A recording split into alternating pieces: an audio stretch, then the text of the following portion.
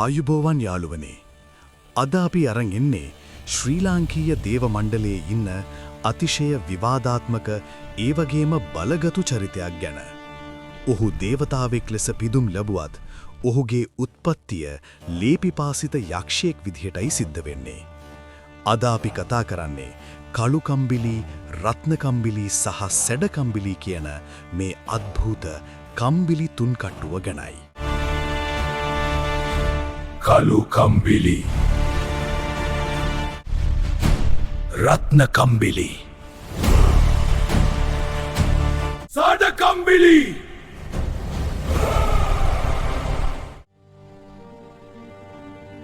මේ කතාව පටන් ගන්නේ මීට සෑහෙන කාලෙකට ඉහතදී. එක්තරා මහලු පියෙක් හිටියා.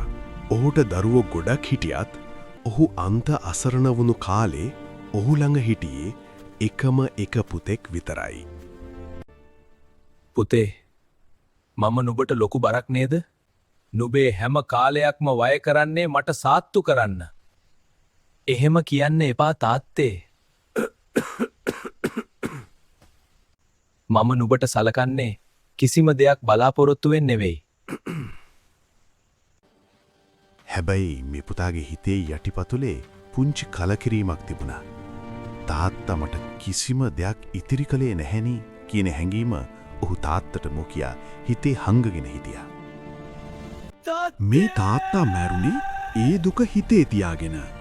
ඊට පස්සේ ආත්මයක ඔහු ඉන්දියාවේ කම්බිලි වෙලෙන්දෙක් වෙලා ඉපදුනා. දවසක් ඔහු වෙළඳාමියේ යද්දී හොරු කණ්ඩායමක් ඔහු මරා දැමුවා. අසාධාරණ ලෙස මියගිය ඒ වෙළෙන්දා තමන් මරාපු අයගින් පලිගන්න රත්න කම්බිලි කියන බියකරු යක්ෂයා වෙලා ඉපදුනා. මේ රත්න කම්බිලි කියන භයානක යක්ෂයා මිනිසුන් ඝාතනය කරලා ලේ උරාබොන නිසා මිනිසුන් හිටියේ බොහෝම බයෙන්.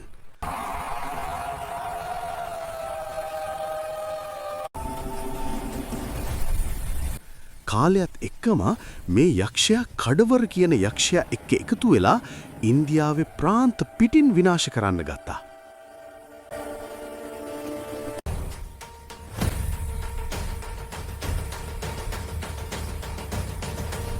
මේ ඝාතනය එතනින් නැවතුනේ නෑ. මේ යක්ෂයින් දෙන්නා පස්සේ කාලෙක ශ්‍රී ලංකාවට ඇවිල්ලා ඒ ඝාතන ඒ විදිහටම කරගෙන ගිහින් තියෙනවා.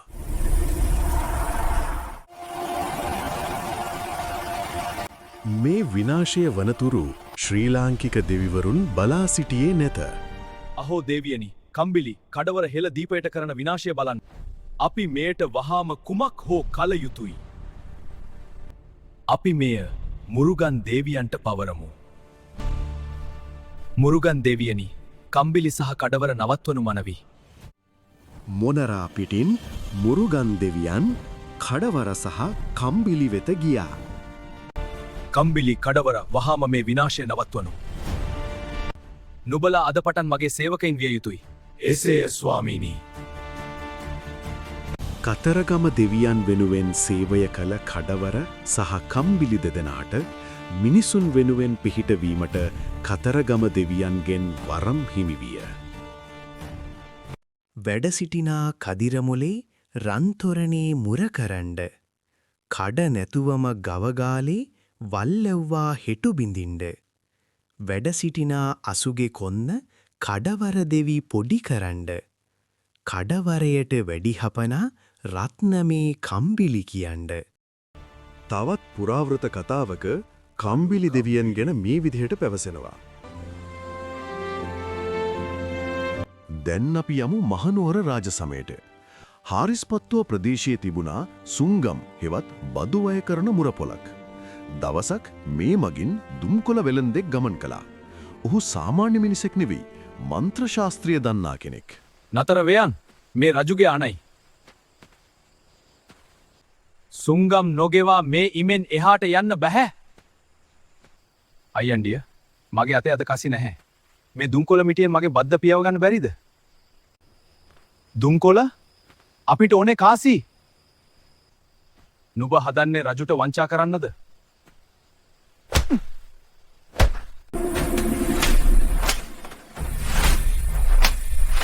පාර කුමාරකෑ වෙලෙන්දා සිය මන්ත්‍ර බලයෙන් පිල්ලියක් එව්වා. කළු කම්බිලියක් පුරවාගෙන ආපුවේ අවතාරය දුම්කොළ මිටියෙන් පහරදීලා මුරපොළ සුණු විසුණු කළා. නවතිනු ඔබ කවුද වහාම සුංගම් ගෙවනු. අදටත් ඒ ස්ථානය බොක්කාවෙල ලෙස හඳුන්වන අතර කළු කම්බිලි දේවතාවා එහි වසන බව මිනිසුන් විශ්වාස කරනවා. තදා ලෙසින් බියවී සැමසෙන් බිලී. සදාපු පසු වරදෙන් මුදවාලී. නදා ඇසුනි හඬ සලඹ ගිගිරි කෙලී. එදා පැතිරි දේවතා කළු කම්බිලී. රළු ලෙස කළු කම්බිලිය අදින්නේ. පලුකර හිස කළු ජටා බදින්නේ. දළුමුර හෙප්පුව තේව කරන්නේ. කළු කම්බිලි මල් යහන වඩින්නේ. මීළඟට අපි ඉදිරිපත් කරන්න යන්නේ කම්බිලි දේවතාවන් ගැන කියවෙන ප්‍රධානම පුරාවෘත කතාවයි.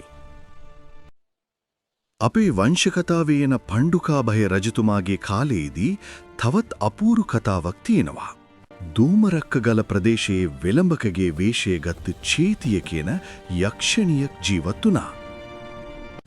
දිනක් පණ්ඩුකාභය රජුන් දූමරක්කගල ප්‍රදේශය හරහා පැමිණෙන අතරතුර කළු පැහැති වෙළඹව දුටුවා.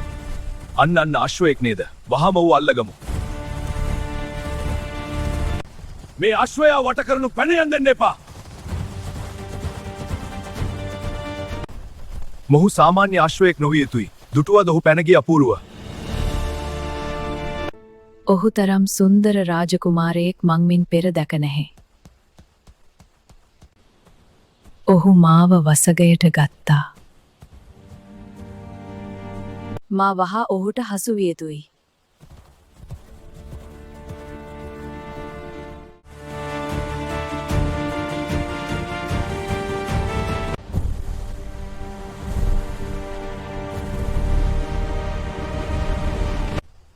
චේතිය අද සිට ඔබයි මගේ රාජකීය අසුන්. ඉන්පසුව පණ්ඩුකාභය රජුන් චේතියගේ සහයෙන් කළ ඔහුගේ සියලුම යුද්ධයන් ජයග්‍රහණය කළා. චේතිය අයිද ඔබ නැවතුනේ.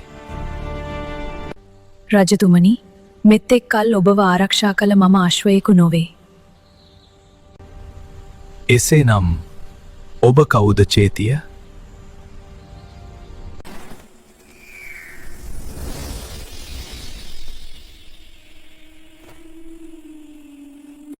රජතුමනි, මම වෙලබක් නොවේ. මම යක්ෂ ගෝත්‍රික තරුණියක්. ඔබට හොරෙන් මා බොහෝ කල් ඔබට ප්‍රේම කළා. ඔබත් බොහෝම සුන්දරයි සොඩුරිය. දිවි පරදුවට තබා මා සමග සිටි ඔබටත් මා ප්‍රේම කරමි. කාලයත් සමග පණ්ඩුකාභය රජු සහ චේතිය නැමැති යක්ෂ තරුණියට දාව මේ කම්බිලි කුමුරුන් 3 දෙනා උපත ලැබූ බව දේවපුරාණයේ පැහැදිලිව සඳහන් වෙනවා. දුම්රක්ගල යක්ෂෙනි මවුසෙන් දිලී. දිඹුලාගල වැඩිමල් කළු කම්බිලී. කසාගලය දෙවනි වූ සැඩ කම්බිලී. ලේවා කඩ අධිපති රත්න කම්බිලී. මේ කම්බිලි දෙවියන් ගැන කියවෙන තවත් කතාවක්.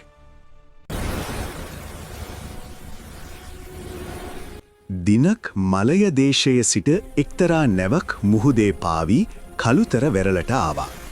එම නැවේ දෙවිවරුන් 5 දෙනෙක් සිටියා.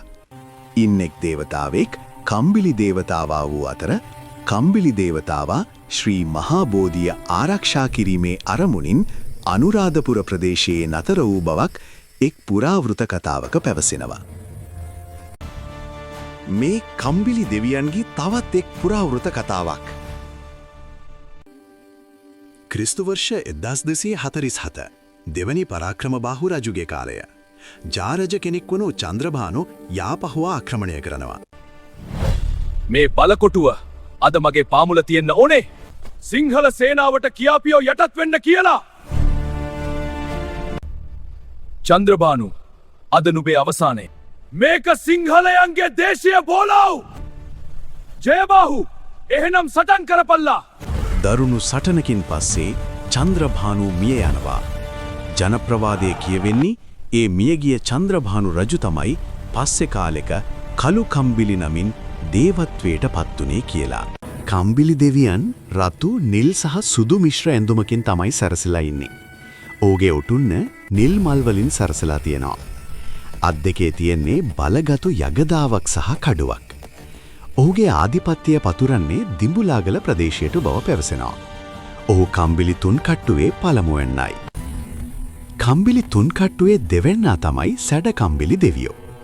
හැඩපලු ගැතුන හිසකෙස් ඇති සැඩකම්බිලි දෙවියෝ මද කළු පාට කම්බිලියකින් තමයි සැරසිලා ඉන්නේ. කසාගල ප්‍රදේශයේ තමයි මේ දෙවියන්ගේ අනසක පතුරන්නේ. තුන්වැන්නා තමයි රත්න කම්බිලි දෙවියෝ කියන්නේ.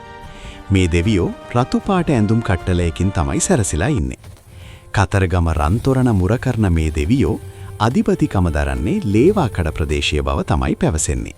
ඉතින් යාළුවනේ මේ වගේ තවත් ජනප්‍රවාද ඔබ දන්නවනම් අපිට පහලින් කමෙන්ට් කරන්න. අපි ඒ ගැන අලුත් වීඩියෝවක් ගේන්නම්. වීඩියෝවට කැමතිනම් සබ්ස්ක්‍රයිබ් කරලා අපිත් එක්ක එකතු වෙන්න. ඉක්මනින් මේ වගේම රසවත් කතාවකින් නැවත හමු වෙමු. ඔබ සැමට බුදු සරණයි. දෙවි පිහිටයි.